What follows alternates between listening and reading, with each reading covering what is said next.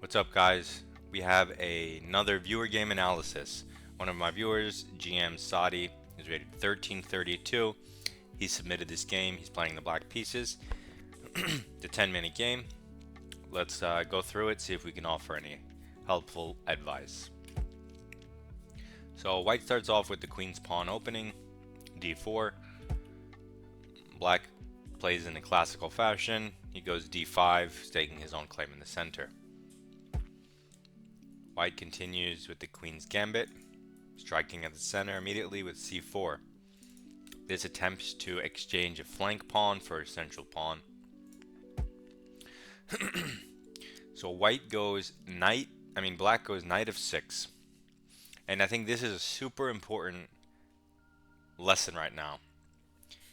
Whenever you're playing the queen's gambit from the black side, or even if it's not the queen's gambit, but it's a d4, d5, and c4 eventually comes for whatever reason, you always want to defend that pawn with a pawn. You want to play e6 or c6. The reason is, when he takes your pawn and you recapture with your pawn, you're controlling the e4 square, so he cannot push his pawn and take the whole center. You don't want him to take the whole center. That is why, in response to the queen's gambit, one of the main openings is the Slav, where you just protect it with the pawn. Another one of the main openings is e6, queen's gambit decline. The reason those are two of the main openings is because they protect the pawn with a pawn. And just as an example, let's say you go here and he takes, there's no e4, just to put it on the board. So you defended with the knight. So this is a mistake or inaccuracy, because when he takes with the pawn, if he takes with the pawn, which he should, and you take with the knight, let's say, he can push the pawn, kicking you out, and now your knight doesn't, it'll have to go, let's say, back or to b6. He can continue pushing or just continue developing normal, and he has a nice strong center and you don't. Okay, so now you know for all your future games, even though e6 has the downside of blocking this diagonal, and c6 has the downside of blocking the square from the knight and delaying c5 another tempo. So they both have drawbacks, but you need to pick one or the other, whichever one you like more, whichever one appeals to you. That way you can control the center. It's all about the center. And so developing the knight looks natural, but after showing you what I just did, you should understand how that allows white to take control of the center, right? So he doesn't take, so he lets you off the hook. He didn't punish you for your mistake. And now again, you can protect it with the pawn, so you have no trouble here. Let's see what you do. So you develop the bishop, quite natural. You are developing a piece.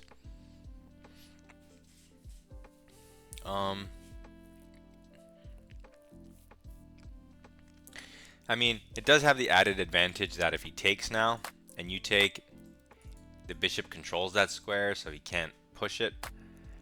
Having said that, I really like one of these pawn moves. You never have to worry about the drawbacks I mentioned, because they're very slight drawbacks. You can easily work around them. But okay, bishop f5, not my favorite, but also not a huge blunder. I also don't like it because moving this bishop early undefends your b pawn.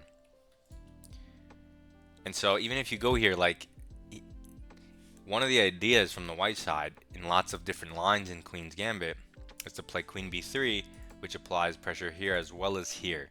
So I don't like your position. It looks kind of like, oh, I'm just bringing pieces out, but I think you could potentially get into a lot of trouble. Like takes, queen b3, and now this pawn is super awkward to defend, right? I don't know, your position looks very weird. So again, I don't like, especially from the black side, bringing the queen's bishop out early. if you bring it out too early in the slob, you also get punished by queen b3. So knowing the ideas helps you transfer them to other positions. I would keep this bishop at home, keep it defending this,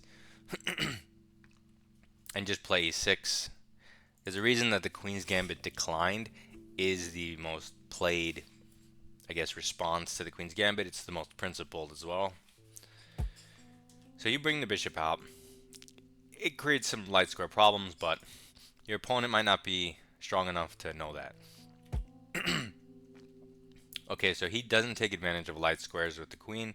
He just plays e3. What does this threaten? Nothing. It defends a pawn and blocks in his bishop. Conversely, it opens up the light square bishop. It's not my most favorite move by him. It's not super active. He could have developed his dark square bishop first. And he doesn't have, if he develops his dark square bishop, let's say, he doesn't have to worry about your queen coming here, right? Your pawn didn't move, so you're behind a lot of time. So let's see. You bring your bishop out, he blocks his pawn chain. That's very passive, you know? So as black, you go e6 with the bishop outside the pawn chain. That's fine. This opens up your diagonal. And now I think it supports the center. So now if he ever goes queen b3, the only thing you have to worry about is one pawn, not the center pawn, because it's well defended by a pawn. So he throws in the knight, he develops a minor piece. It looks at the light squares in the center, and it applies further pressure here. So whenever you play the Queen's Gambit as black, you have to always consider there's going to be 3 pressure points, or 3 attackers creating pressure. This c pawn, this knight, and this queen. They all coordinate to create pressure on that square. If this was some type of Catalan, you'd have even a 4th pressure point with a fianchettoed bishop. But here you know you're going to have 3. So you kind of prepare for it in advance. So you pin the knight. What does this do? It removes some of the pressure on the light squares by pinning the knight. It's a fair move. It develops and it prepares castling. He breaks the pin and develops his his other minor piece to its only available square. Fine. Not a scary move. However, you have to know ahead of time that once he does this, he's very likely going to kick your bishop. And so you either have to be prepared to trade or have a response ready.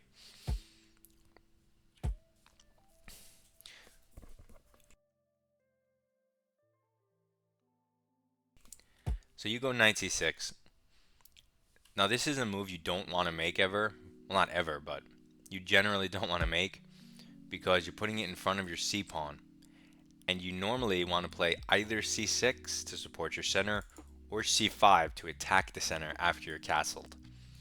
So by putting your knight here, it's not really going to do anything. It's very misplaced.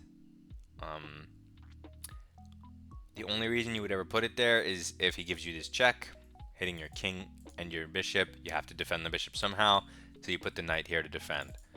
Otherwise, you don't voluntarily do it. You should just castle here. But okay, you bring a piece out, even if it's quite an ineffective piece, it's still a piece. So like I imagined, he kicks your bishop. What does it threaten? The bishop. Drawback. Makes a, light square here for the future. But at the moment, you have to address your bishop. If you go back, looks like you're getting trapped. So you either have to take or retreat to this diagonal. So you take, which is fine. You don't really have much choice because you put your bishop here to begin with. You were kind of going in for the trade if you do that. So whatever. He takes back. Now he has the bishop pair, but he hasn't punished any of your light square business. And now you're pretty solid. Your knight's out of the way. You can always go rook b8. So he doesn't have any more real threats or pressure. His bishop is staring into a closed center pawn. So it's even. So now, as black here, traditionally you should prioritize castling, especially as an guess, intermediate player. And then you can always jump your knight in here, in the center. I don't see the rush particularly if you're going here first. It doesn't threaten anything. I mean, who cares about this bishop? Your knight's even stronger in the center.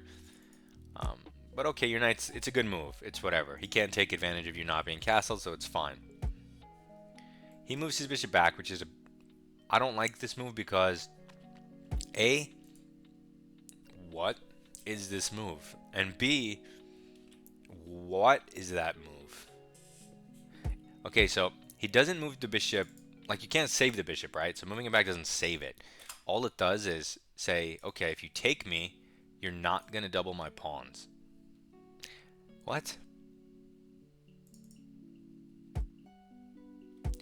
But instead of doing that, he could have done a developing move, like rook to c1, so that if I take, he can at least recapture the rook, and he would have at least gotten another piece in the game.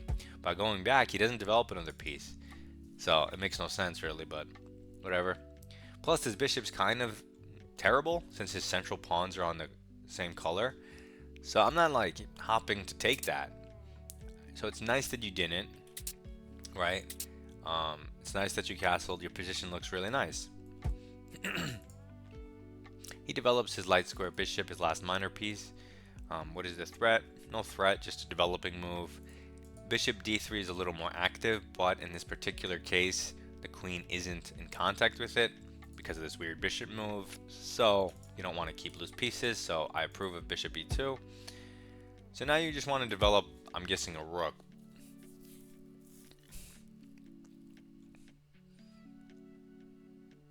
I mean, the thing is, rooks, the reason you wait till the end to move them is because they're kind of completely useless unless you have open or semi-open files. Like it's worth 5, but let's say there's a pawn in front of it. Who cares? The rook is completely useless. So you're moving it to e8.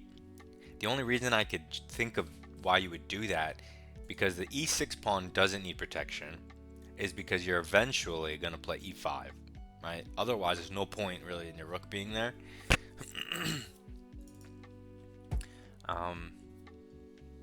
Okay, so rook e8, we'll say you're preparing e5.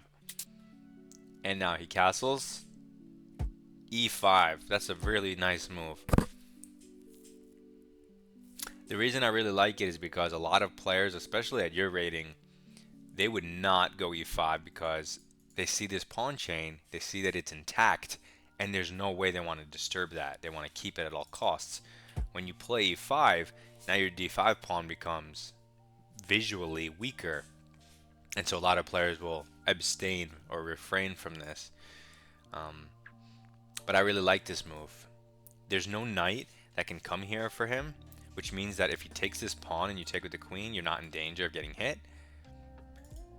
So I like this move a lot. It creates space, it opens the center, and I think your pieces are better placed than his to exploit this. His rook's not in the center yet. His bishops are kind of blocking the files, if anything, and they're aiming outwards, which is weird. So I would prefer black here, most likely, regardless of the engine. c5. So it's another common mistake is relieving, like there's a lot of pressure going both ways in the center, right? Between the pawns and the knights and the pieces, there's just a lot of contact in the center. And a big mistake oftentimes is to relieve it with a move like c5. This no longer pressures d5. So that's like saying, okay, before you had to worry about, you know, if I took, you bring your queen in, then I have things like developing the rook with bishop tempos. I mean, it's not the end of the world, but you can see how it gives white some play, some freedom of movement. But by pushing past, now the d pawn is basically invincible, right? So your queen is free to do what it wants. And because this pawn is no longer under attack, you can do whatever you want on this side of the board with free of charge. Because when there's pressure on the center, you can't just do what you want elsewhere, because if they open up the center in a favorable way for them, that's not going to end well. But now it's closed, so they have no counterplay. So it's really just black playing right now. I like it a lot. And so there's so many different ways to play this position. A lot of it is preference. Here are some random moves. I'm not telling you to make them or that you should think of them, but just see some moves that would pop into my mind, and then I would have to calculate. Let's say this was classical game. I'd look at these moves and I'd look a little deeper. Okay, h5. Maybe that came to mind, maybe it didn't. One of the ideas, it creates a square for the bishop, it creates a square for the king, it coordinates on the light square, it threatens to push further with the support of the queen, and h5, h4, h3, which would be positionally good for you. You know, pawn storming the king side with the close center. It's a possibility. It's something I would look at. Don't know if I would play it without experience in this position, but I would look at it. Other interesting moves. Rook e6 looks a little dubious at first, but it might work to transfer to one of these squares, considering his bishop can't ever touch it. All you have to do is watch out for this diagonal and this knight. It's possible, but possibly dubious. Don't know if I'd risk it. There's moves like knight takes bishop, but why would you do that? Well, it's really just the only reason I would even consider taking that bad bishop is because it's a tempo move that allows me to play e4. Like, if I could play e4 right now, I would do it, but the knight's in the way. If I just move the knight, then it's his turn, right? But if I take the bishop, he has to take back, then it's my turn, and then I can play e4. So it's like playing e4 on this turn. Do I want to give up the knight for that? Not necessarily, but it is an option. We have a rook here on the open file. Maybe we take the pawn, open it up, increase the activity of our pieces. So these are the things I'm looking at. These are the moves. So you choose to take here, which is nice because whether he takes with the knight and you trade, or he just takes with the pawn immediately, he's going to be left with a pawn on d4 with no pawns next to it. So a backwards pawn that can't be protected by other pawns. It'll be permanent weakness, and you'll be able to apply pressure. So you take, he takes with the pawn, and here we go. This is a very weak pawn for the rest of the game. He'll always have to defend it with pieces, and you have a knight here. So this is just like permanent pressure as long as you don't let him do this and kick your knight. Okay, your rook's open, but now his can get here too, so it also helps him in the future. But your position is looking good because of this structure here. Your center is better than his center because of this weak pawn. Whereas your d5 pawn can eventually be protected with c6, so your structure is nice. So, okay. You still have this piece and this piece to do something with. You choose to bring the queen out. It threatens the pawn. This is actually not a move because the knight defends. And you're applying more pressure. I like it. White goes bishop e3. What does this threaten? Well, it simply defends the pawn. Chess is weird. It's not like if you have one attacker or one defender on a pawn and then you make one move, it's not like the max you can do is now go from one defender to two. In one move, you can add multiple defenders by discoveries. So for example, he just moved his bishop. The bishop itself is a defender, but now it opens up the queen. So he's going from one defender, the knight, to three in one move. So always remember you can do that in chess. It's not one-to-one. You have to look further. So okay, so anyway, he creates this super solid structure. Blocks the rook. But again, passive. You can tell that black's the active one, if anything, here.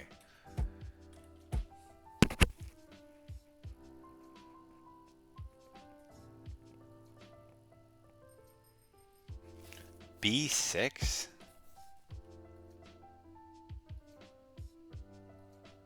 I'm surprised the engine doesn't hate it. I hate it. I mean, I really hate it. Now let me explain where I'm coming from. So again, things, possible moves to consider. Again, h5, threatening h4, h3, gaining space. You're better in the center. You can also, by pushing the h pawn, be better on the king side. So that's a possibility. You can also do something simple like h6, creates a little lift for the bishop or for the king, and it controls this square, which may be important since he has two pieces coordinating there. It might be a nice move to have included in the game. Much more natural is trying to maybe include your last rook. Thing is, like, you can bring it to d8, but what's it doing there? If you're gonna double, you might as well go rook e7 to begin with. H6, h5, rook e7. These are moves I would probably start with. h5 really appeals to me, but that's a little higher level. So I could see h6 being a starting move, or rook e7. I mean, it tries to double, but what do you really... I don't know if doubling's worth it. I would definitely just throw the h pawn up the board, but I'm sure there are other moves. The thing I don't... Okay, that's what I do like. What I don't like is b6. Why?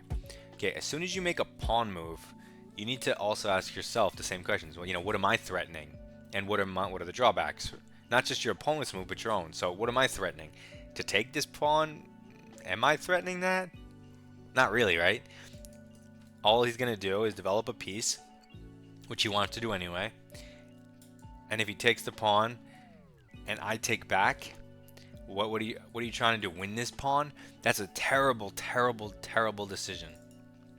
One, his dark square bishop is currently locked in. You do not want to take this, and open up his bishop. You don't want to open up the center, period, because he has the bishop pair. You want to keep them passive and useless while you utilize your beautiful knights and superiority on the king side.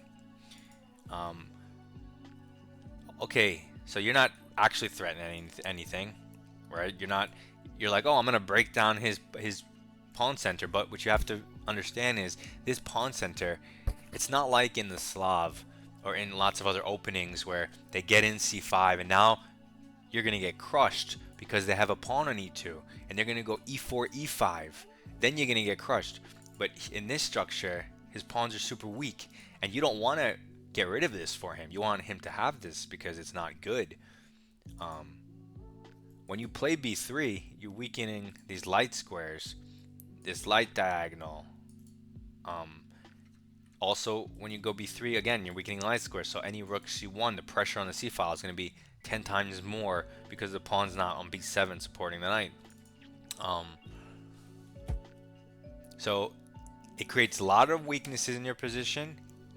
It doesn't threaten anything or is not coincided with any short-term plan, as far as I know. Obviously, I don't know what you're thinking.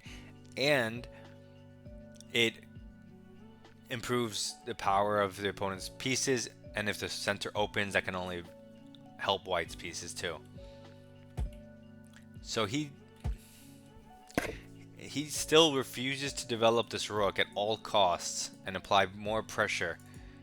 See, once you move the b pawn, it weakens this entire c file in a way that this is asking to be played, but instead he supports the pawn. The thing is, if you take and he takes with the pawn, he's blocking his own possibilities of the pressure on the c file because his pawn's in the way. So that's not actually good for him. And this pawn here is not going to be doing anything. It's not as good as I think what you guys think it is. So you take, which is, I'm assuming why you went b6 to begin with. Makes sense. And he takes because that's why he went b4. But now he doesn't have ever any pressure on the c file. So now your b move, which weakens the c file, that weakness doesn't matter anymore. I mean, okay, it's still a weakness in the sense that the diagonal's weak, and so it matters for that, but it does not matter for the file, right? So that's a good thing for you. The b file, you have it just as much as he does, so it's not a benefit for him. And after this whole sequence of moves, you also now can go for knight c3.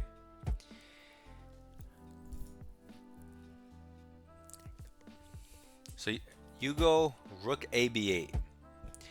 Now, I like this move from conceptually. It's developing your last piece. A rook to the open file can't be bad.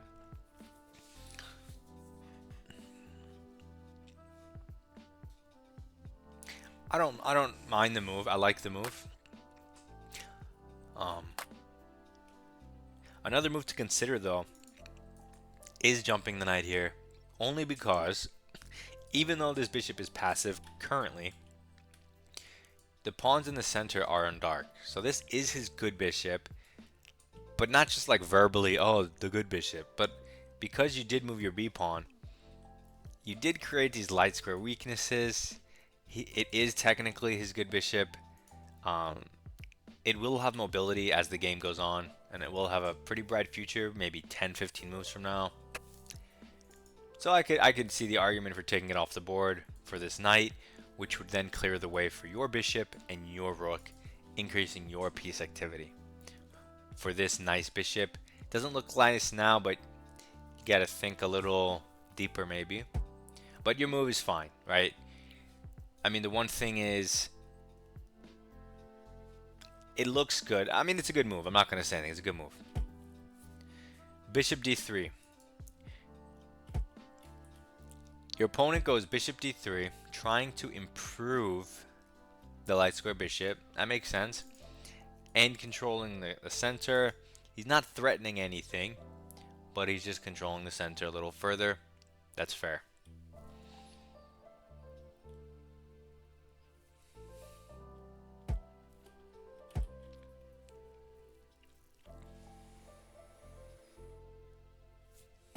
So you probably at this point didn't know what to do. And so knight a5, you probably figure, okay, my pieces are in decent places. I don't really know what to do. Maybe you're thinking this guy has no jumps, so he's bad, and you need to improve him. So you go to a5. And maybe you're saying, okay, this is a better square because he has some prospects of going in here or in here. It's kind of like hopeful or wishful thinking because, I mean, most likely he's going to just shift his rook over, right? Challenge your rook, which is why what I was thinking about earlier about rook b8, in that it doesn't actually do anything except initiate a trade at some point. But anyway, if he moves his rook over, he stops your knight jump. If you go here, you don't really want to do that and shift your pawn over to c4 and let him push and stuff. So your knight doesn't actually belong here. It's not actually making any real threats. It's just like, yeah, if it's your turn again, but he's obviously going to do something. Also, by moving this knight, you're removing the pressure you have on the center, and that pressure is actually tying down these two pieces. So when you move your knight, you're freeing up one of these two pieces to do something else. So that also can't be good. And again, you're not attacking a pawn or like nothing. I don't know. So, okay, let's say I'm black and I say, okay, I don't know what to do though. I have to make a move, so what do I do? Even if you don't know what to do, it's better to shuffle your king back and forth than make a move that actually weakens your position. I'd rather have the same position than a weaker position, right? So again, h6 creates space for the bishop because it's kind of in a weird spot. Even just dropping the bishop back to a defended square, get it out of the way, and so it's not as loose, something like that. So h6, bishop g6. You're not really going to use the e-file, right? Because this bishop's here, and you like it like that. And the b-file is open, and he didn't challenge you yet. So if I'm thinking of ideas, let's lift the rook and double and play on the b-file, right? So those are three moves. So h6, bishop g6, and lift the rook. Those all seem somewhat logical. If you don't know what to do, you don't need to force yourself to take action. Okay, so he goes queen c2. What does this do? Well, it stops the knight from coming into c4 because it's hit twice. It allows this, but after the rook moves, the knight is terribly misplaced and not threatening anything. And it applies more pressure down here. And like I said, this bishop is very loose. Now if the knight moves, I mean, it's not going to move there, but the bishop's hit twice. So you have to be careful. And I would just move my knight back. I know it seems crazy, but your knight is way worse on the side of the board than pressuring the center. So you should move your knight back. It's funny that you moved your king because I just said if you don't know what to do, shuffle your king. But here you have clearly good moves. I guess you probably don't think this is a good move, which is why you moved it away. So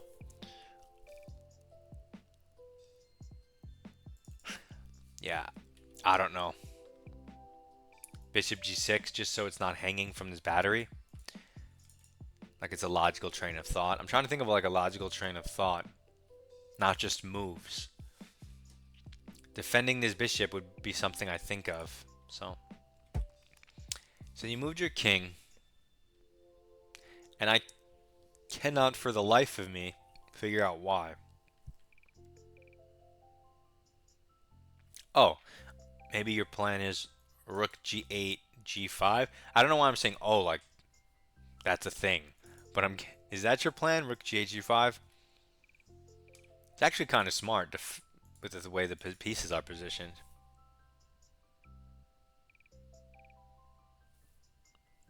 But yeah, you really need to bring this knight back here because it defends the center as well, and he can hop his knight in, which he does. And now this is currently covered, but after he takes, it's precarious. I don't like all your light square weaknesses you created, which also goes to show you why you might wanted to have taken this light square bishop earlier, right? Like you can see in hindsight, so you know for next game. So what do you even do here? Can you just go back? Probably not, right? Oh, this knight's gonna be trapped. Yeah, f3. Yeah, you're in trouble because after he moves this knight, he's threatening to push f3. And if you move your knight, your bishop's hanging. So all the things I've been wanting to take care of, like this bishop hanging, take this bishop, keep this knight here. He's taking advantage of everything now. You made a king move, which gives him the initiative because it gives him the turn. And now I don't really see a good move for you.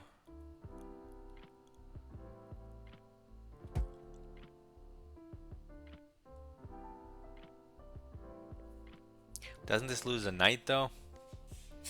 f3, he hits your knight. You would want to go here to double defend then the bishop, but that square is covered. So if he hits your knight, you have to hit his knight, which might be your idea behind queen e6, which is nice. So let's see. What? That's not the move. So hold on, I want to go down that line. He hits your knight. You hit his knight.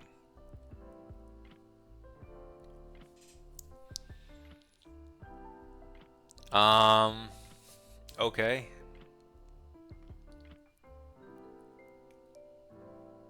He gets a knight. If I take a knight, he gets a bishop. So I have to take...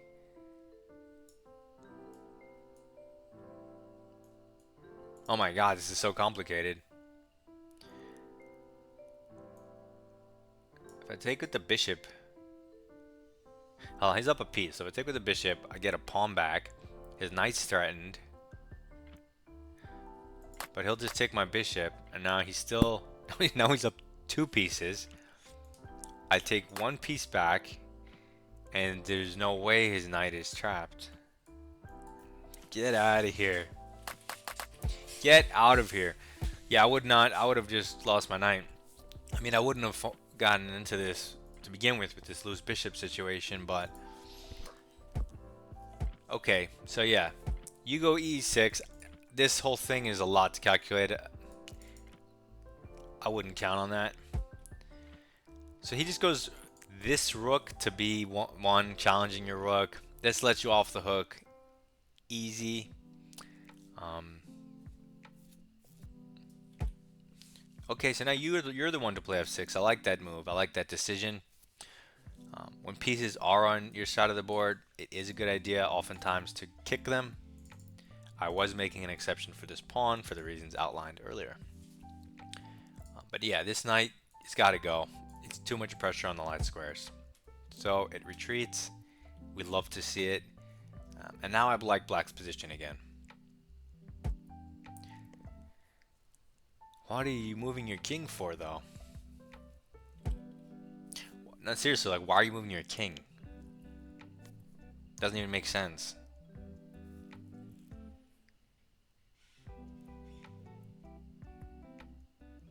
Why are you moving your king? Doesn't make sense. There's not even like an idea or thought behind it.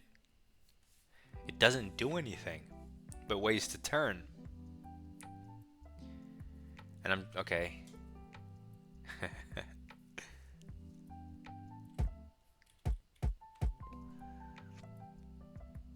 How terrible is going back? I know that he pinned you because you created all the light square weaknesses.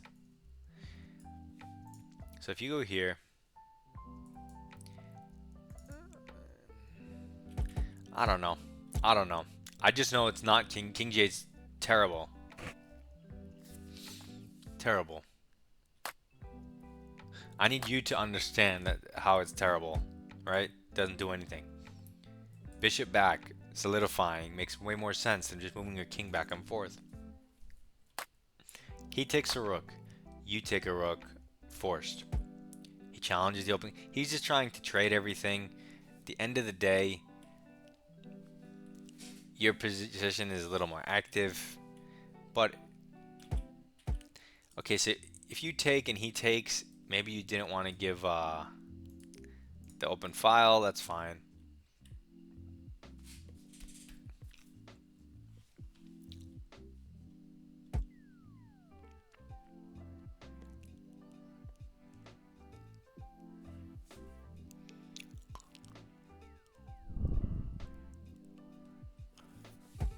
So, I mean, you want to trade on your terms, so you're moving your queen back.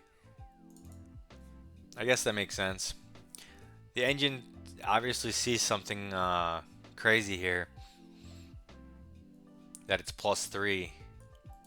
If he takes your rook, you have to take back. And then he hits your bishop. Wherever your bishop goes, he's going to take your knight and win a central pawn. +3? I don't know.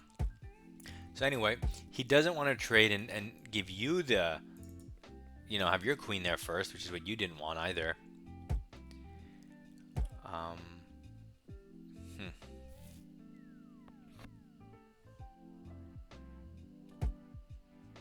So he goes rook b4, saying, okay, now I want to trade on my terms again. You take me, I'll connect my pawn chain and attack the knight. But now knight c6, because there's no more pin with the bishop, and it comes with tempo on the rook. So now is a perfect time to get that bad boy back in the game. Yes, good job. And so he has to move his rook.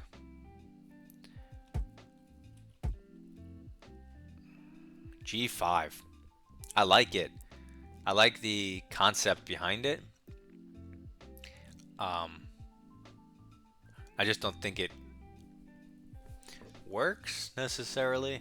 I like it because yes, it's defended by the f6 pawn and the knight, and you can push g4, but the game isn't like, the game changed and the position doesn't call for that. For example, if you have g5, right, and he goes, I don't know, king h1, and you go g4, he lets you go g4, and he goes knight h4, hitting your bishop. What exactly did your g5, g4 accomplish? It's not the right circumstances to do that. It's hard to explain what they would be, but I can't go through that right now. It just doesn't call for it because it doesn't do anything. His knight has good squares to go to. You don't actually have any attack on the king at all. So, Yeah, there's that. Now, if he takes your knight, you're fine. If he takes your rook and you take, you're fine. So he goes queen back. This threatens, well, it puts 2 attackers. It is currently defended twice because of the knight, so you don't have to necessarily do anything. Okay, and here comes h5. Here comes h5. What I wanted you to play this whole time. And okay, if this is your idea, then it's a lot better than what I was saying before with just g5, because again, if you play g4, he's going to hop his knight in. But if you start with h4, right, and then play g4, normally that's how you would do it, because the pawn would take away the h4 square, but that pawn's still undefended, so he could still take it. So none of this operation works. There's no rooks here or queens here. You're kind of just making more space for your king. Luckily, the center's locked, so he can't do anything about it. Okay, you're gaining space. You better just make sure this center stays closed, or you're gone. You're done. He takes your rook, you have to recapture. He takes your queen, you have to recapture. And now your king is completely safe. With no queens and no rooks, all of this air doesn't matter. And these pawns, while advanced, they're not weak. They're defended. They're next to each other. They're defending each other. They're fine. He can't attack any of them, so they're fine. So he plays h3. This doesn't make any sense. It looks like he's trying to stop g4, but again, now he always had knight h4, so it's a waste of a move. And if he is going to move the h pawn, h4 makes a lot more sense. Stopping you from going h4, because that's really good if you go. So he goes h3, but this allows you to play h4 if you really wanted. Yeah, it's interesting. A little positional space, but whatever. Let's see what happens. You bring your king up. I do like getting the king in the game. It's unclear whether g7 is the best square. I might have gone to f7 just because the way diagonals work in chess, you still reach the same squares in the same amount of moves, but it also gives you options to go to the other side of the board. It's weird. So you move your king up, that's fine. He moves his knight back. Maybe he's trying to kick your central knight, which would, your bishop would hang behind it, so we don't want that. Alternatively, I had this one in my game. You can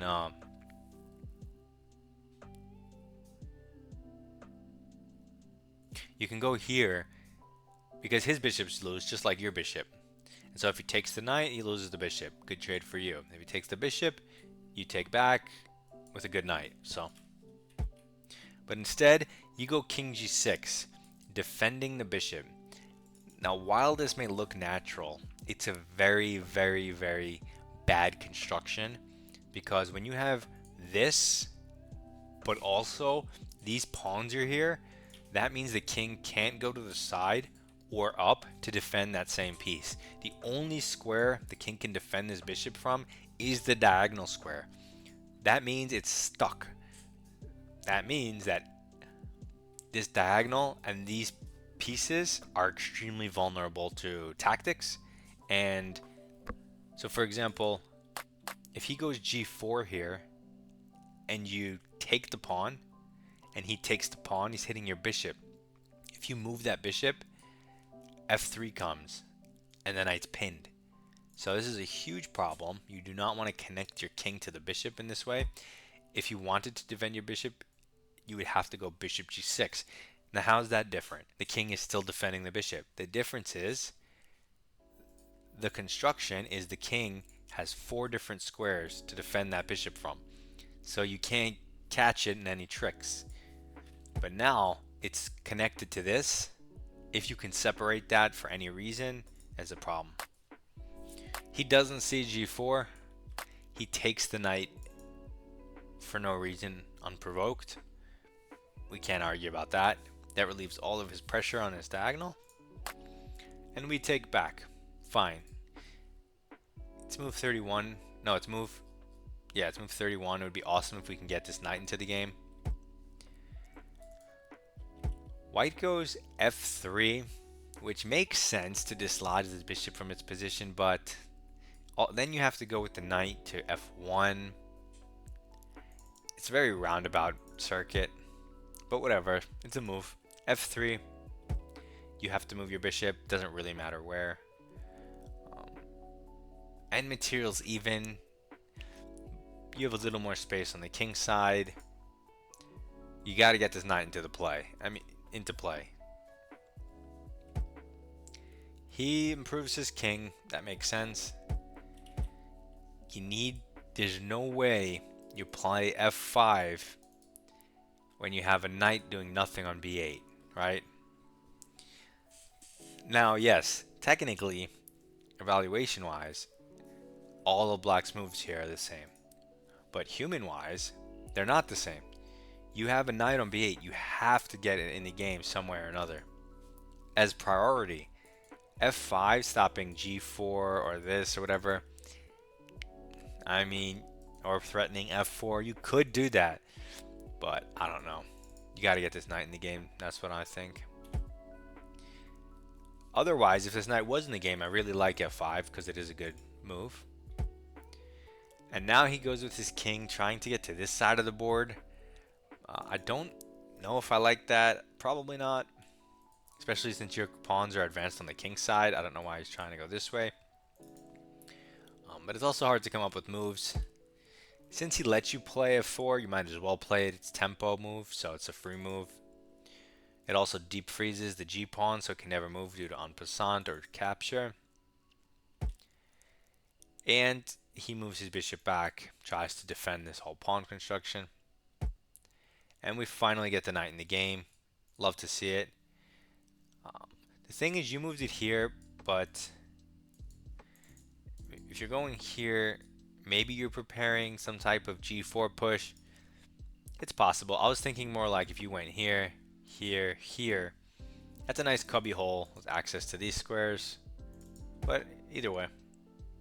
He tries to reroute his knight, the only available square.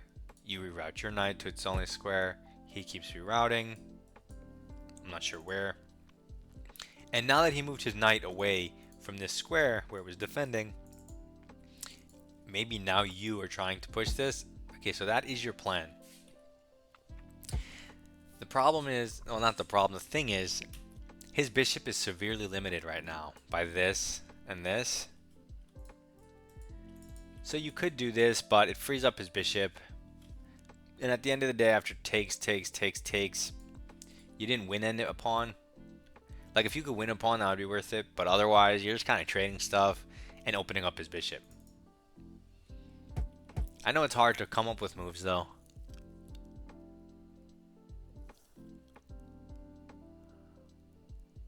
Yeah, it's kind of hard to come up with moves. I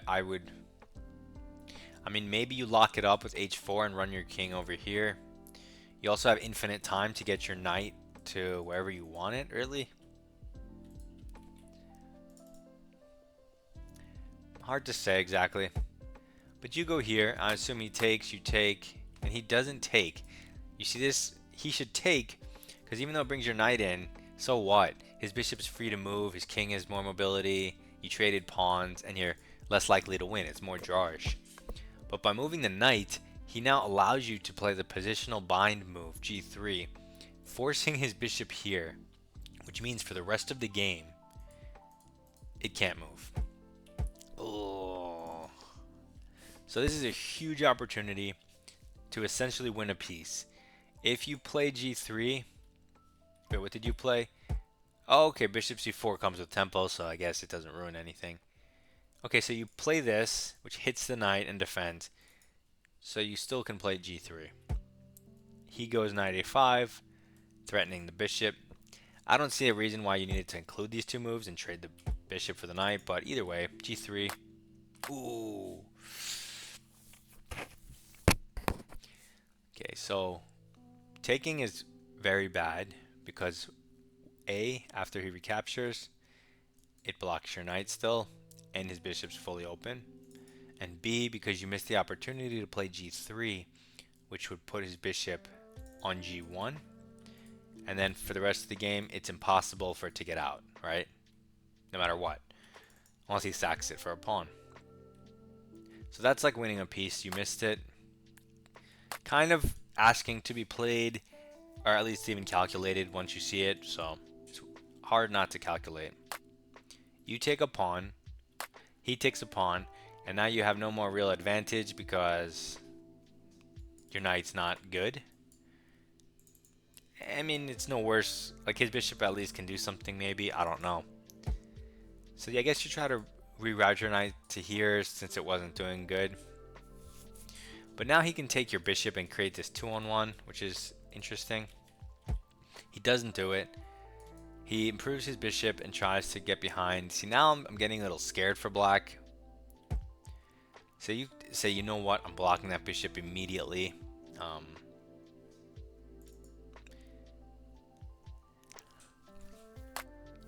He takes it. You take. Now, if he takes your bishop and you take the pawn, king up, king over, king up, king over, king takes.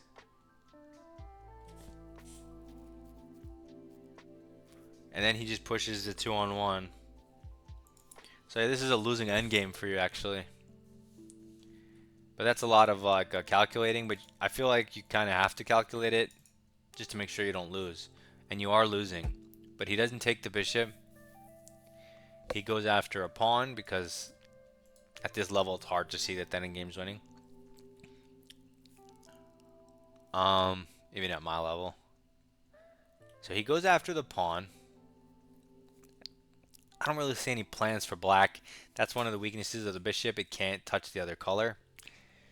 So there's only this pawn which the king can defend. So the knight's going to have fun just trying to pick up these two pawns.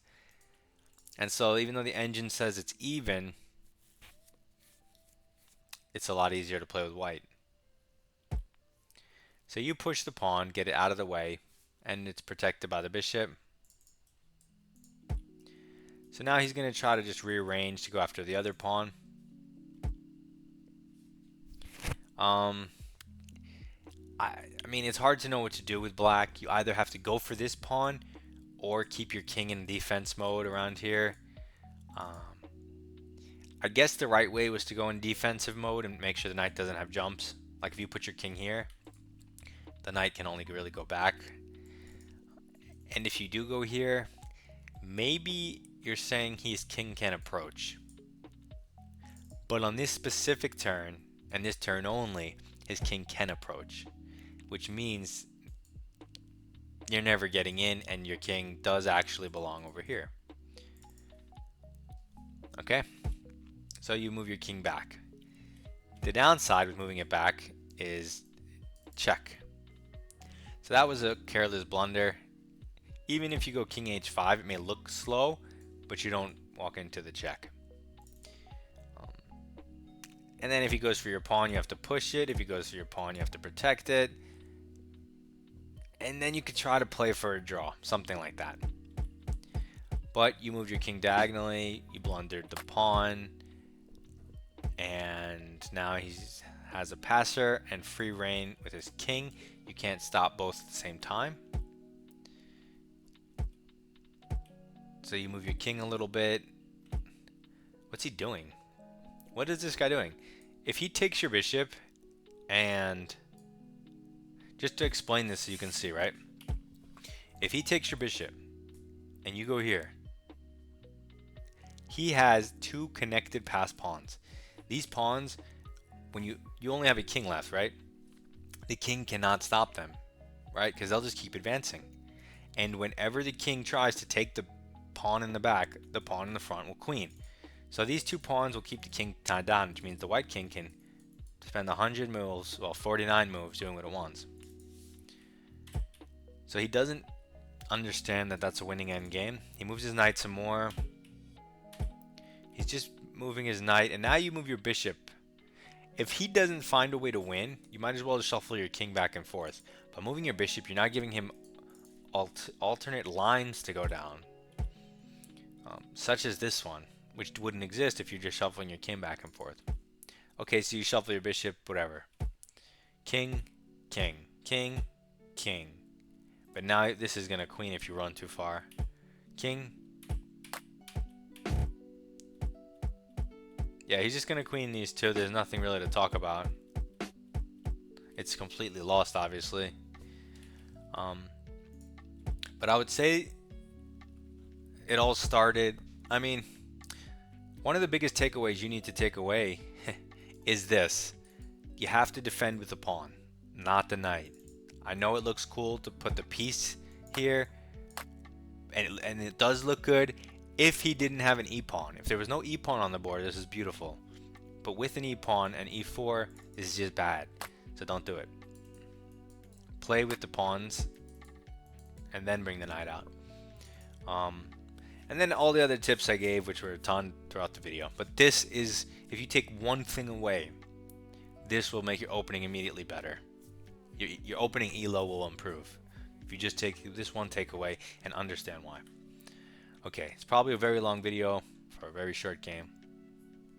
Hopefully you learned something. Submit your rapid games to my Discord server. Goodbye.